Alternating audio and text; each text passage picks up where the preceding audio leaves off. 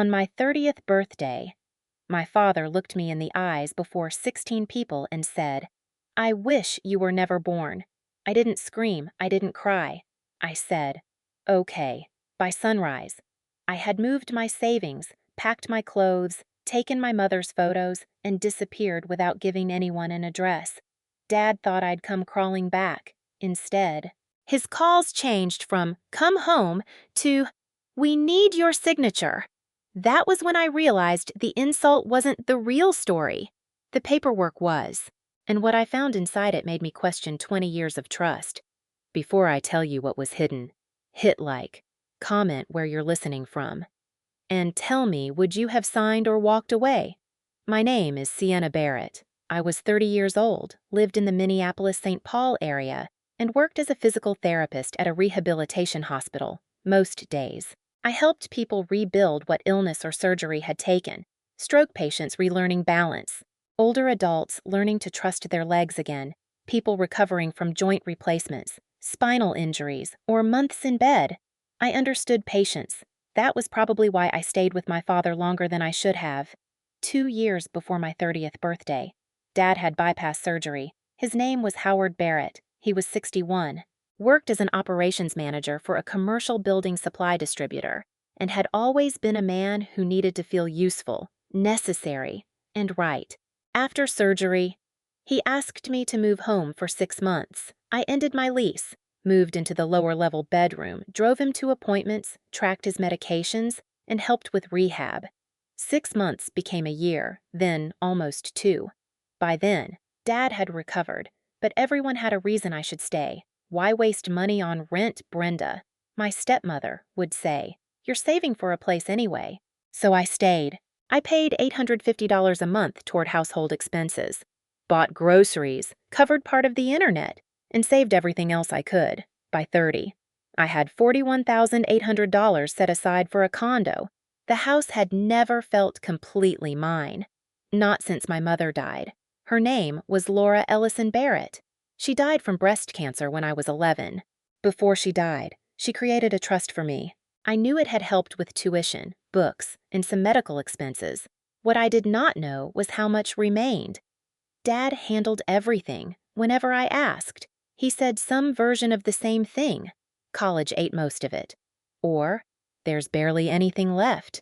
I believed him because he was my father, and demanding records felt like accusing him of stealing. He encouraged that feeling. "Your mother left the money." He once told me, "I'm the one who turned it into a life for you." For years, I thought trust meant not asking questions. What I didn't realize was that my 30th birthday was finally the date those questions could no longer be postponed. My father had spent years describing the trust as if it were a nearly empty account. What he never explained was how it actually worked. My mother had funded it with roughly $318,000 after she died. The terms allowed money to be used for my health, education, maintenance, and support while I was growing up, at 30. Whatever remained was supposed to be distributed to me after a final accounting and the trust's administrative wrap-up. That birthday was not just a milestone, it was the day Dad's control was supposed to start ending. My stepmother, Brenda, hated that idea more than I realized. Brenda was 57 and worked part-time for an insurance agency. She was not cruel in the obvious way. She was the kind of person who could turn resentment into something that sounded like fairness. Whenever money came up, she said the same thing. "You had your mother's trust." Lacey never had anything like that. Lacey was Brenda's 25-year-old daughter. We had grown up more like uneasy sisters than enemies. She was a licensed esthetician and had spent years working at spas and skincare clinics. Now she wanted her own business. She called it Juniper House Skin and Wellness. She had renderings, a logo, treatment room layouts, equipment quotes, and about $27,000 of her own savings. The problem was startup cost. She needed around $147,000. Dad had apparently solved that problem without asking me. He promised Lacey $120,000 from my trust, not as a gift. He insisted, as an investment. He created something called Barrett Family Ventures, LLC, which would put money into Juniper House while he remained manager. According to him, I would still own part of the upside. What nobody mentioned was that nearly a quarter of my remaining trust would be tied to a startup controlled by my family.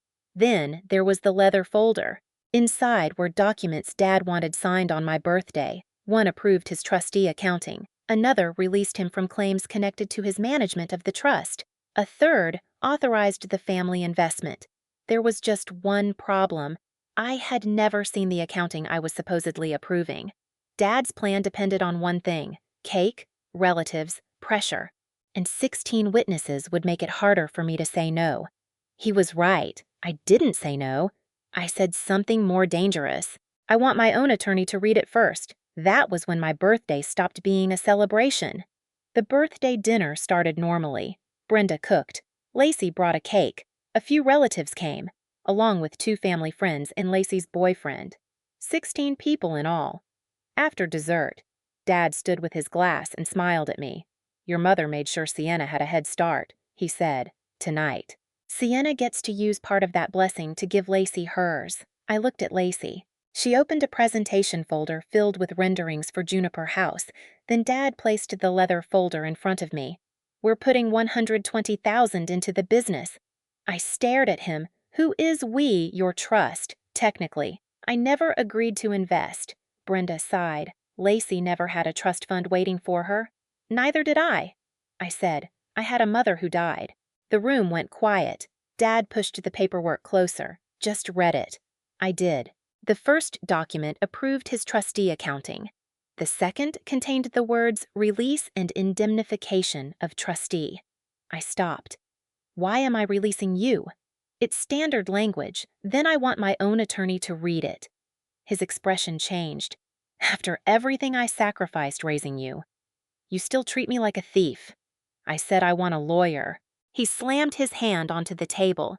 Then he looked straight at me. "With 16 people watching, I wish you were never born." Something inside me went still. I didn't yell. I didn't cry. I just said, "Okay." Then I went upstairs. I barely slept. At 6:30 the next morning, I opened a new bank account and moved my $41,800 in personal savings. I changed my direct deposit. I turned off family location sharing. I removed Dad as my emergency contact. Then I packed clothes, work essentials, my laptop, legal documents, and every photograph I had of Mom. A coworker had a furnished condo sitting empty while she was away for 6 weeks. I texted her. By 9, I had somewhere to go. I left the furniture. I left the birthday cards. I left the leather folder unsigned on Dad's desk before driving away. I sent one message: "I'm safe." I moved out. "Do not contact my employer. Anything important can be emailed." Dad called before I reached the highway. His first voicemail said, "Stop acting like a teenager." The next said, "Come home." By that evening, the message had changed. "We need to finish the trust paperwork." That was the moment I understood something I should have seen years earlier. My leaving scared him less than my unsigned name did. 3 days after I left, I opened the storage box where I kept the few documents that belonged to my mother. Inside were copies of her will, a summary of the trust, and an old letter from the law firm that had prepared her estate plan. The attorney who had handled everything was retired, but the firm was still there. That was how I met Rachel Kim. She was 46, specialized in trust and estate disputes, and had the kind of calm voice that made panic feel embarrassing. I brought her the birthday paperwork. She read it once, then went back to the first page. "Where is the accounting this says you're approving?" "I've never received one." She looked up. "Then you do not sign this." Rachel explained what my father had never bothered to explain clearly. The trust existed for me. At 30, I had the right to final distribution after expenses, taxes, accounting, and administrative windup. Dad could not keep the assets indefinitely because he believed he managed money better than I did.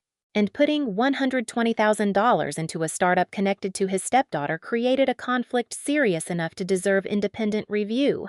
Rachel sent a formal demand for current statements, historical account records, tax filings, distribution ledgers, and a complete trustee accounting. Dad responded through email.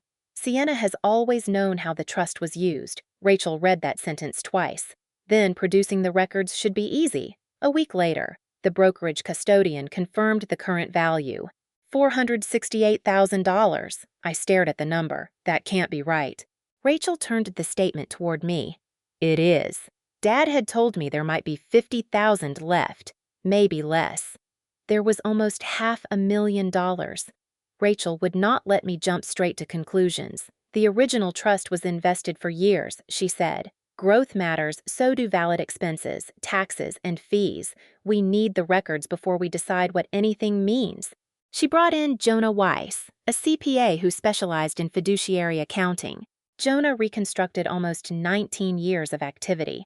At first, a lot of it made sense. My college tuition, textbooks, dental surgery, physical therapy school fees, insurance costs. I felt relieved seeing those entries. Then, Jonah created 3 columns.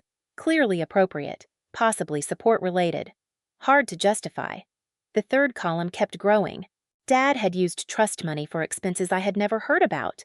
Rachel told me not to call anything theft until we could document who benefited, when, and why. So I kept reading. Then I reached an entry for $14,700. The description said educational support. I assumed it referred to me. It didn't. The payment had gone to Lacey's aesthetics training program. I sat there staring at her name. Jonah quietly turned to the next page. Dad had told me he paid for that school himself. And if he had rewritten that story, I suddenly wondered how many others he had rewritten too. Jonah's final report did not accuse my father of stealing $74,000. It did something more useful. It separated what could be defended from what could not. Some expenses were legitimate: college tuition, textbooks, dental surgery, physical therapy school fees, insurance. A few household payments fell into a gray area because I had actually lived at home during those periods. Then came the entries Rachel called difficult to explain. $21,600 labeled beneficiary housing support had been used to cure mortgage arrears on Dad and Brenda's house while I was living in a dorm. $18,900 marked beneficiary transportation helped pay for an SUV titled to Brenda. I had never driven it. $14,700 paid for Lacey's aesthetics training. Another $18,800 funded a bathroom remodel after Brenda's surgery. Altogether, the questionable transactions came to roughly $74,000. Rachel was careful. Do not call all of this theft, she told me. Some items may be breach of trust claims. Some may be disputed support decisions. We prove them one at a time. That distinction mattered. I did not want revenge built on exaggeration. I wanted records. Lacey called me 2 days later. Dad told me he paid for my school. He signed the checks, I said. That isn't the same thing. She went quiet. Then she asked, "Did you know no for the first time?" I heard fear instead of entitlement in her voice. Rachel eventually laid the birthday packet beside Jonah's accounting. She pointed to the investment authorization. This is what they wanted you focused on. Then she tapped the release. This is what your father needed. If I had signed, Dad could have argued that I approved his accounting, accepted his prior administration, released certain claims, and authorized another $120,000 to leave my control through Barrett Family Ventures. The release might not have protected him from every challenge if disclosure was incomplete, but it would have made my position far worse. I stared at the page. The birthday gift he wanted from me wasn't money. Rachel shook her head. No, it was immunity. That was the moment everything clicked. Dad had not panicked because I moved out. He panicked because I had taken my unsigned name with me. Rachel demanded a formal accounting again. Dad delayed. So she filed a petition in district court seeking trust termination, final distribution, a formal accounting, possible surcharge for improper distributions, and appointment of a neutral fiduciary if necessary. That finally got his attention. He called me directly. You turned one terrible birthday comment into a lawsuit. No, I said. Your comment made me leave. Your records made me hire a lawyer. Everything I spent was for this family. You were trustee for one beneficiary, not treasurer for whichever relative needed money. Brenda got on the phone. Lacey deserved a start too. Then give her your money. That ended the call. Without my $120,000, Juniper House could not open as planned. Lacey had already spent $8,500 on branding, design work, and a preliminary lease deposit. But she had not signed an irreversible long-term lease. She downsized the concept and started looking at small business financing instead. I did not destroy her business. I simply stopped being its unwilling investor. A month later, Dad agreed during mediation that an independent professional fiduciary would complete the trust windup while the disputed transactions were reviewed. For the first time in almost 19 years, he was no longer the only person allowed to explain where my mother's money had gone. And that changed everything between us. The settlement took months. There were records, ledgers, mediation sessions, and arguments over which expenses could reasonably be called support for me and which benefited someone else. In the end, we did not take every disputed dollar to trial. Dad agreed to reimburse $56,000 tied to the transactions Rachel and Jonah considered hardest to defend. He also agreed to contribute $12,000 toward my legal and accounting costs, waive any final trustee termination fee, and stop contesting distribution of the trust. He did not have $56,000 sitting in cash. Part came from savings. Part came from a home equity line. The rest was placed on a secured repayment schedule. He kept his house. He kept his job. He did not go to jail. That was never what I wanted. When the independent fiduciary finished the windup, approximately $468,000 was distributed to me after expenses. For the first time, the money my mother had left was under my control. I used part of it for a modest 2-bedroom condo. I kept an emergency reserve, invested most of the remainder, and paid for a specialty certification in neurological rehabilitation. I did not buy anything to prove a point. The point had already been made. Lacey never received the $120,000 Dad promised her. She downsized Juniper House into a smaller treatment suite and financed it with savings and a small business loan. Months later, she admitted she had been angry with me. "I thought you destroyed my business." "A business that depended on money I never agreed to invest wasn't funded," I said. She looked away. "I didn't know about the school money. I believe you." That did not erase everything, but it was the first honest conversation we had had in years. My conversation with Dad was harder. "I raised you," he said during mediation, "and Mom funded a trust for me. Those are two separate facts. You know I didn't mean what I said at your birthday." I looked at him. "You meant it long enough to say it in front of 16 people. His face tightened. I was angry. "The difference is that this time I believed you.